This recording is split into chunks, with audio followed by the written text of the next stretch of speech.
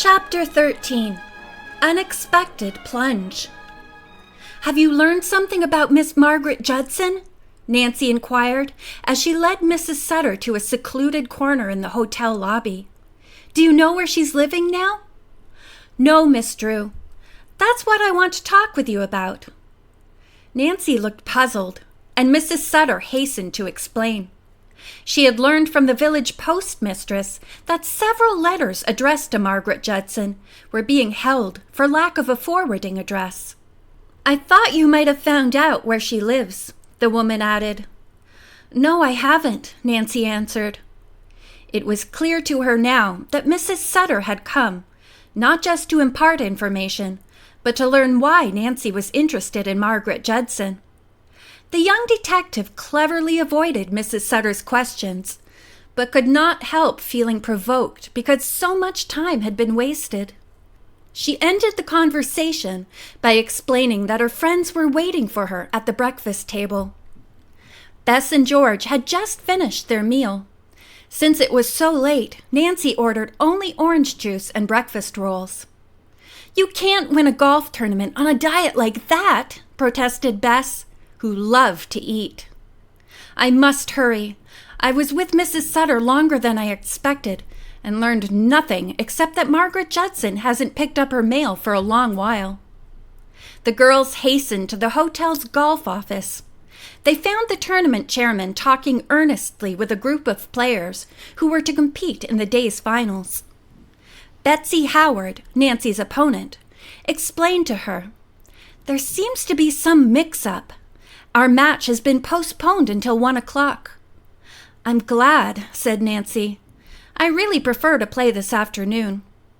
Actually, the young detective was delighted. She could do some more sleuthing. Bess and George suggested that their friend rest in her hotel room while they played tennis, but Nancy told them she had other plans. After they had gone, she drove to the village to interview the postmistress. The woman consented to show her the letters she was holding for Margaret Judson. Nancy studied them and thought, "There's no return address on any of them, and they were mailed rather recently from Carrollton." Nancy knew this was a town not far from the hotel. She noted that much of the handwriting resembled Bautescu's autograph on her golf ball. "I'm sure he wrote all these letters," Nancy concluded. Nancy's second stop was at the nearby college town of Andover. At the campus bookstore, she asked to see the directory of instructors. Rapidly, Nancy searched through the list of professors for one whose name was Mark. She felt highly elated when she came upon an instructor of philosophy named Mark Hilburn. Had she located Miss Judson's former fiancé? In scanning the rest of the list, she discovered another Mark. His last name was Wardell. Was he the one? "I guess I'll have to call on both men," Nancy decided. Professor Hilburn was not in his office. She got his home address but wasted precious minutes trying to find the street. Even before she rapped on the door of the neat little brick house, Nancy suspected she was at the wrong place. An upset toy wagon on the front lawn gave mute evidence that Mark Hilburn was married. Mrs. Hilburn answered the bell. She proved to be a charming, middle-aged woman with 3 children. "I shouldn't have troubled you," Nancy apologized. "The professor for whom I'm searching is single, and I know only his first name, which is Mark." "Then the man you're looking for is Professor Mark Wardell," the woman suggested. "He's single and not more than 30 years old, I judge. He's the head of our zoology and botany departments." "Can you tell me where he lives?" Nancy asked eagerly. "His home is at 16 Hyman Street, and he has a housekeeper." 10 minutes later, Nancy rang the bell at the Wardell house. She was admitted by a pleasant woman.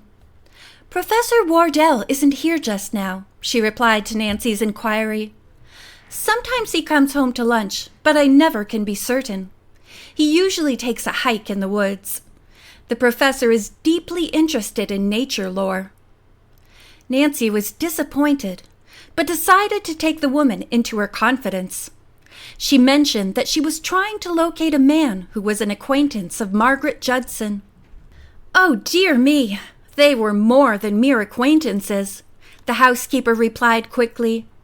"Professor Wardell and Miss Judson were engaged, but no wedding took place. He hasn't seemed himself since." Nancy was now convinced that Mark Wardell was the person with whom she must talk if she expected to solve the mystery surrounding Margaret Judson. "Will you please give Professor Wardell an important message?" she requested, and took a piece of paper from her purse. After writing her name and the address of her hotel on it, she handed over the notation. "Ask him to see me at this address as soon as he can. It's extremely urgent." "I'll be glad to. Are you a student here?" the woman asked. "No." On the way back to Deer Mountain Hotel, Nancy reflected that her morning had certainly been profitable. She thought, "It's rather a coincidence that both Professor Wardell and Mr. Haley are interested in botany and zoology. Is there a connection between the men?" By the time she arrived at the hotel, Nancy barely had time to snatch a sandwich before she was due to appear at the first tee. Bess, George, Ned, and Mr. Drew were on hand to witness the start of the match, and smiled encouragingly as Nancy stood quietly awaiting her turn to drive off. "Bring home the silver loving cup," George urged in a whisper. "We'll be pulling for you." Betsy Howard, a well-known golfer, had turned in a score of 70 for her semifinal match, which was better than Nancy had ever made. The young detective knew that if she expected to win, she would have to turn in the best score of her life. Nancy feared that with her hand paining her, she might not even be able to play as well as usual. "I'll do the best I can," she determined. "Win or lose, I'll accept the decision gracefully." Miss Howard made a long drive from the tee. Nancy's ball did not go as far, but ended up in a perfect position. When they reached the green, both putted well, and the score was even. The second and third holes were tied also.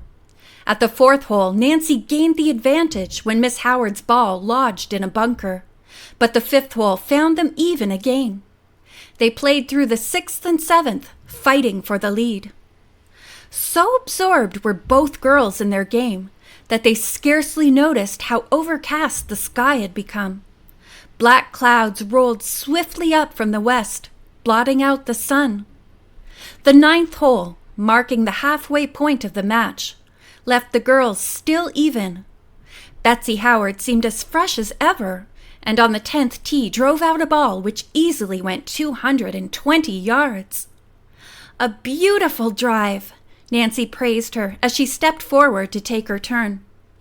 She swung with all her strength, connecting squarely with the ball, but at the same instant a severe pain shot through her injured hand. Nancy was suffering intensely, and it was all she could do to grip the club. As a result, her next shot was a dismal failure.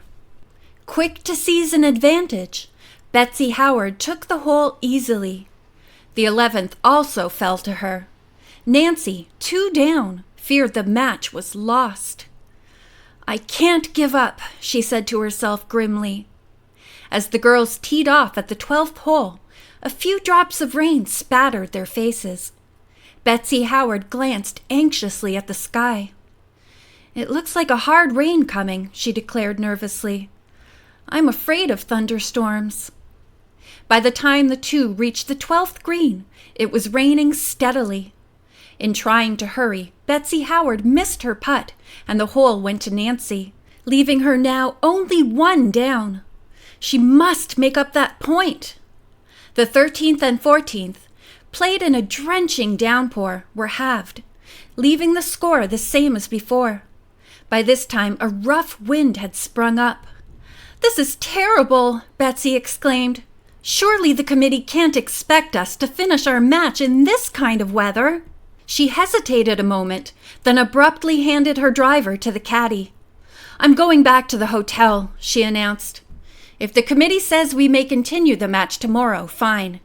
If not, then I'll default."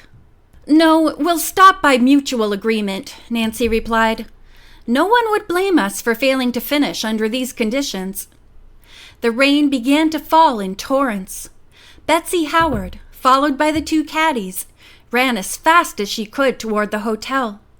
Nancy darted into the woods, and there, partly protected by the trees, made up her mind that the Haley cabin was closer than any other shelter. The wind was rising steadily. As she ran through the woods, the tree boughs crashed together overhead. Near the haunted bridge, Nancy was startled to hear the same moaning and groaning sounds which the girls had noticed on their other visits. Then came a scream. That scream is from Mr. Haley's lion, she thought. But what can be causing the other noises? Nancy approached the sagging bridge where the old scarecrow, wet and tattered, was dancing wildly in the wind. It seemed more ghost-like than ever. As the young sleuth hurried past, the spindly arms entwined themselves about her, but she shook herself free. The bridge swayed in the wind. As Nancy reached midstream, it suddenly creaked. The underpinning had been torn away. As the structure swung around, Nancy clutched the railing for support, but the decayed wood gave way. She was plunged forward into the turbulent waters of the swollen creek. The current was swift. Before Nancy could battle her way to shore, she found herself carried far beyond the place where the haunted bridge had stood. Her clothes were muddy and torn. She pulled herself out onto the slippery bank and sat there for a moment in the rain, trying to regain her breath. Bess warned me I'd get into trouble if I insisted upon coming here, she said to herself. The old bridge had the last laugh. Nancy's clothes were thoroughly soaked, and her hair was plastered tightly against her head. She scrambled up the bank and followed the ravine trail to the cabin. Her firm knock brought Ned to the door. "Why, Nancy, what happened to you?" he cried in astonishment. "I thought you were playing your golf match." Nancy grinned. "I was, but I decided to drop in for a moment and borrow an umbrella. Did you hear a loud crash a few minutes ago?" "Yes, it sounded as if the bridge went down." "It did, and I went with it. You should have seen me sailing down the ravine." An expression of concern remained on Ned's face, in spite of the girl's bantering tone. "Your hand, Nancy!" he exclaimed. "You've hurt it again." "It is swollen," she admitted. "But it'll be all right to finish the golf match tomorrow. We stopped because of the heavy rain." Suddenly a thought came to Nancy. "Ned, I'm surprised to find you here. I thought you intended to stay at the hotel until the end of the golf match." "I meant to, but just after you teed off, Bert came to tell me I was needed here again." "Is Mr. Haley worse?" Nancy asked anxiously. End of chapter 13.